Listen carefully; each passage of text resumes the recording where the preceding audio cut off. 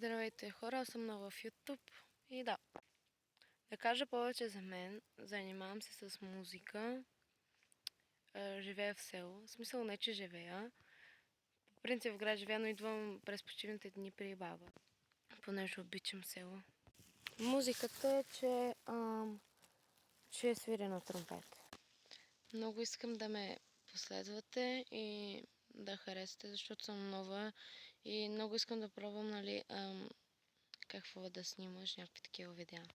Ще снимам мейкъп, рутината ми сутрин. Да. Аз съм Алекс на 14. Другия ми талант е трикове, спортна акробатика на трамплин. Ако искате, пишете в коментарите.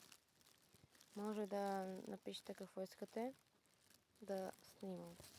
Докато не ми се развие леко канала, да почна да свиря и вие ще ми избирате видеа. Аз пък видеа. Ще ми избирате песни, като Деспасито, като Uptown Funk. Общо взето да, това е.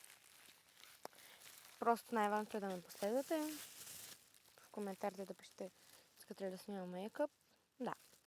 Понякога съм мега скучен, ще ви покажа някои снимки с тромпета ми. Да, хора, чао!